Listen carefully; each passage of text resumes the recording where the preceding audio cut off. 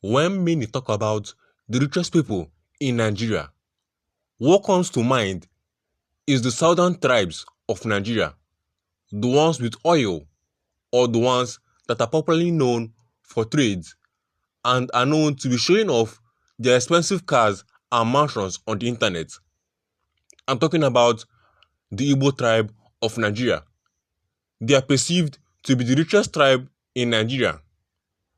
But hold on, the northern Nigeria has produced numerous billionaires who are considered to be the richest people in the country and also in the entire Africa. As a matter of fact, Aliko Dangote, who is from northern Nigeria, is the richest black man ever.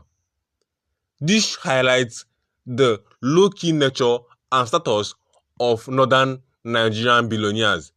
In this video, we'll talk about the old money strategy of the northern Nigerian billionaires and why they stay low-key compared to other tribes and regions in Nigeria.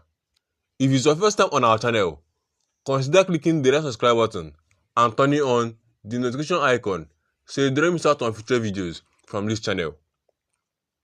Northern Nigeria produces many billionaires due to a strong commercial culture, a history of mentorship, and strategic economic sectors like agriculture and industry.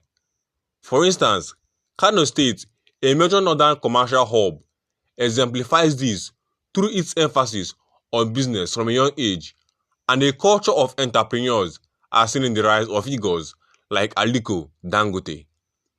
Many wealthy individuals also remain rooted in their communities, contributing to wealth multiplication through systems like apprenticeships that help launch new businesses. Talking about the cultural and social factors, there's a deep-seated entrepreneurial culture. Business is a core part of the culture, with a long history of commerce.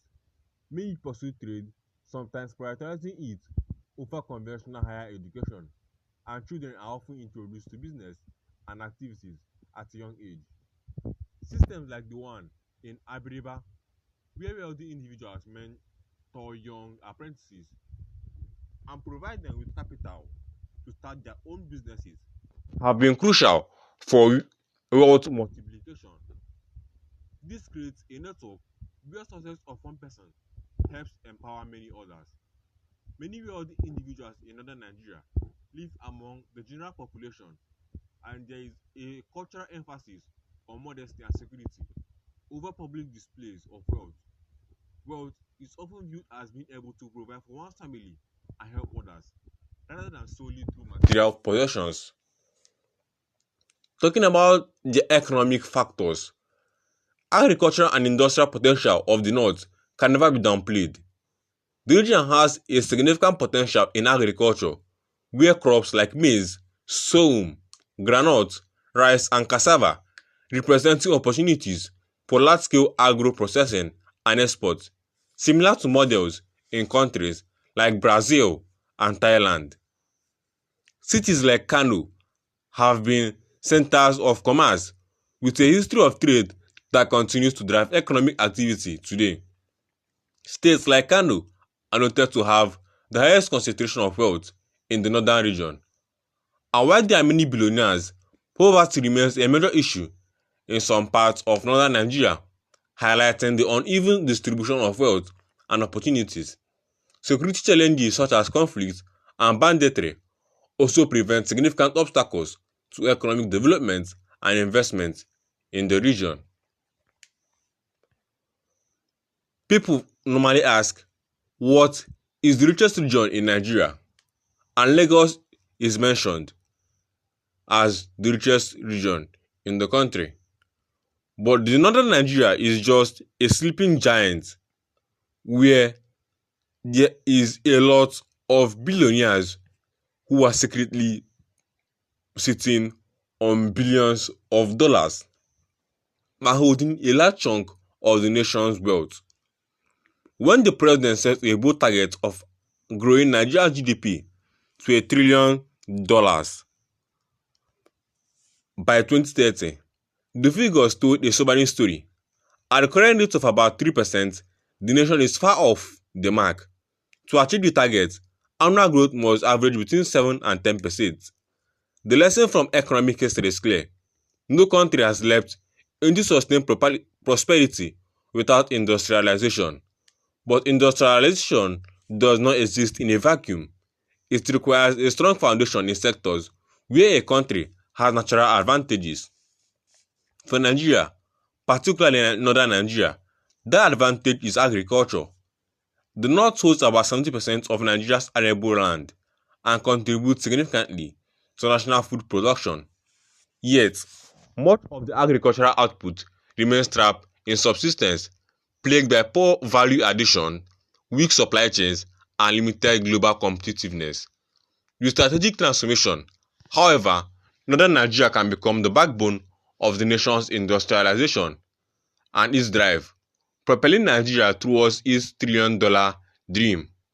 Agriculture alone, as subsistence, cannot drive GDP to $1 trillion.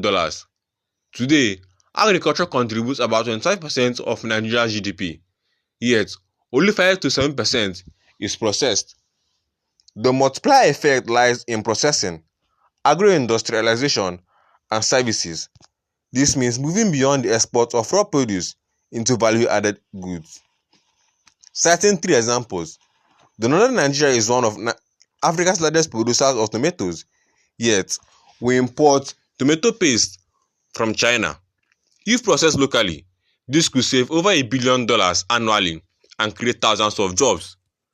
Reviving cotton farming and linking it with modern textile mills could resuscitate Nigeria's once vibrant textile industry, positioning the north as a hub for apparel exports.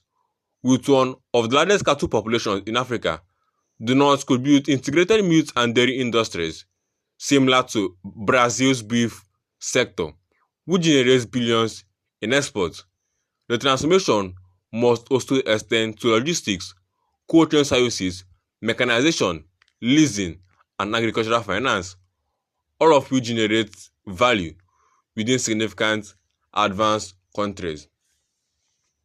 If you watch this video to this point, kindly click the red subscribe button and turn on the notification icon so you don't miss out on future videos from this channel, and I'll see you in my very next video.